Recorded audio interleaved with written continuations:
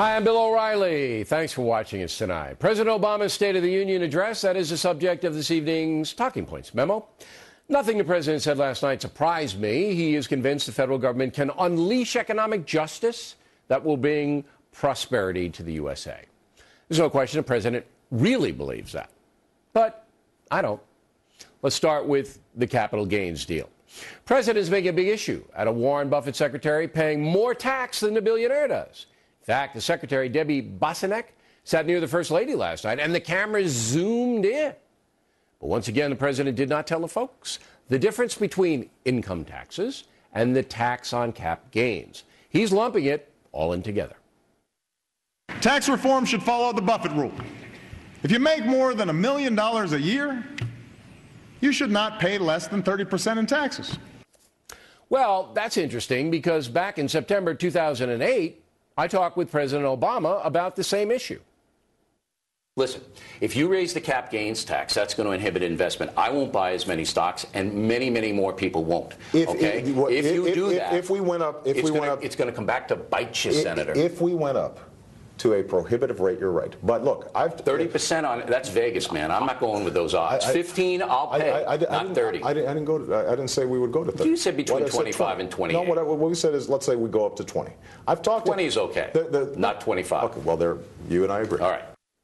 Well, not now we don't, because he's talking 30%. And if the cap gains tax does go to 30% or even 25, I'm not going to buy stocks. It's too risky. Remember, the money I'm investing in the stock market or bonds or anything else, I've already paid taxes on that money, 35% in my bracket. So any cash I make on stock sales, if I'm lucky enough to get a winner, savings and bond interest, it gets taxed again. But if I lose in the market, I can only deduct $3,000 a year. There's no question America needs money. We owe $16 trillion.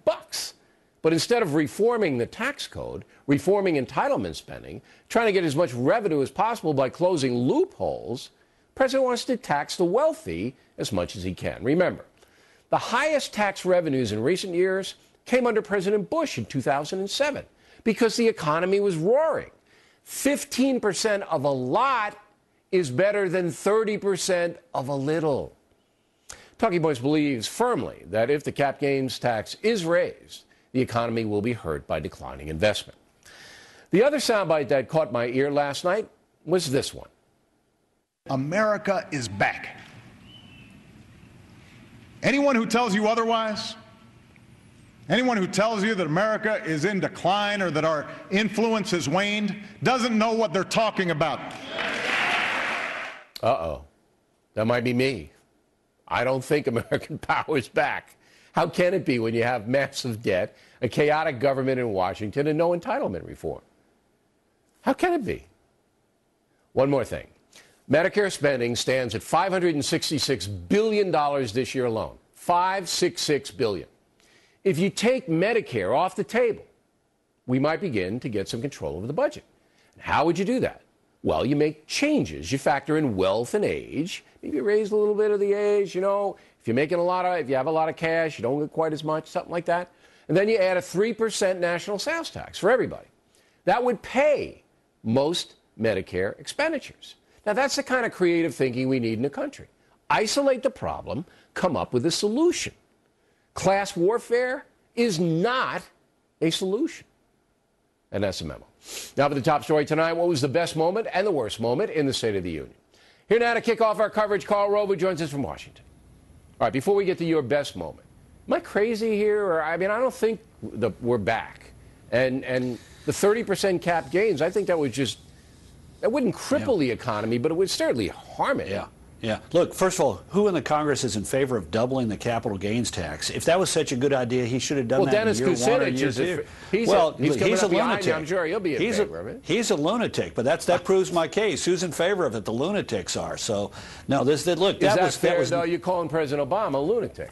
I'm calling the people in Congress who'd support that idiotic proposal lunatics. The president was just pandering for politics last night. Let's not kid ourselves. You don't think he wants to raise cap gains to 30%? Oh, I'm sure he does. But the idea, look, one of the best moments of last night was that line. I want billionaires billionaires ought to pay at least as much in taxes as their secretaries. Well, wait a minute. It's a great line. I'm sure they focus group tested and polled it, and it did great. But it's also one of the worst lines because, look, the top 10% of wage earners pay 70% of the federal income taxes. The billionaires are paying more than their secretaries. The president is conflating taxes with tax rates. And the tax rate on capital gains is 15%, and the effective rate on a secretary might be significantly less than 15%, even though on the chart it says that she is, before taking deductions and credits and so forth, that she's supposed to pay 15% in taxes. But the president was being disingenuous and dishonest, and he knows it. But he's working. Because most people don't understand the difference between capital gains and that's what he's counting on. That's what he's counting on. But he could win re-election by peddling this theory only that if the he gets rich called don't pay out. their fair share, and Only if he doesn't get called out. If he gets called out, the American people are not envious. They're not stupid. In fact, guess what? The Tax Foundation has an annual survey that says what's the most that the government, the federal government, ought to take from anybody, regardless of their income. Let's start at zero and start working our way up. By the time you get to 20%, you got 2/3 of the American people saying that's all we ought to take from anybody. By the time you get to 25%, you got 3/4 of the American people. Last night he was saying let's have a 30% tax rate minimum on everybody who makes $1 million. That's higher than the American people want from anybody. Then why isn't he going to lose then in a landslide? If the polls say that most Americans don't want this kind of punitive taxation, then he should get blown out. Because it's going to require somebody on the Republican side to step up and not simply make the economic argument. Economy is fragile, shouldn't be raising taxes on anybody. Not the efficiency argument. Most of the people that you're trying to raise taxes on are actually small businesses filing on the individual chart. We ought to make the moral argument that there has to be a limit to what the government can take from anybody, because if it can take it from somebody, it can take it from anybody. Yeah, but that moral argument, I'm telling you, is not going to sway the day, because there are a lot of people in this country who want the government to support them. You know that. The entitlement class I don't think that's the majority in America. I don't think that's the majority by any means, and I think a lot of people who today find themselves dependent upon government getting an unemployment check would like nothing better than to be getting a paycheck and being responsible for themselves and their own families. Okay, but here's how the president's going to position it. He's going to say, I'm going to cut your payroll taxes for working Americans, which he absolutely wants to do, bring that down a few percentage points, and to make up that revenue, O'Reilly and Rove and Warren Buffett and all these pinheads are going to pay more. And that's going to be a responsive chord to working Americans. Yeah, well, look, wait a minute. Let's be clear. You and I are the pinheads. Buffett gets paid in stock, which means he gets dividend and capital gains. You and I get a paycheck from News Corp. Yours is much larger, I understand, than mine, but we're still working stiff. But there's a good reason for that. Okay, go ahead. I know, exactly, exactly. But look, I don't agree with you on this, incidentally. I think that if somebody stands up and says, you know what, the payroll tax, ultimately, look, let's be honest about it. We are hastening the day. When we cut payroll taxes, we're reducing the amount of money that's going into Social Security. Sure, and we're hastening the day more that it money goes, that's right, that, when it goes belly up. Well, now, we probably need to do it to get through 2012 because it's an election year, but it's bad policy. I'll tell you why. I don't know. I'm not as confident as you are that the American voters are going to be able to sort all this stuff out, because it is complicated. And they're and President Obama is really playing that warfare game. That's what he's doing. I have confidence in the folks. You should have confidence in them, too. I always have You're confidence in the folks. I always do. But not all of the folks are dialed into the factor. There are a lot of the folks watching the Jersey Shore. Do you get my drift here? You got a lot of work yet to do, this is what it says to me, O'Reilly. I'm not campaigning for anybody.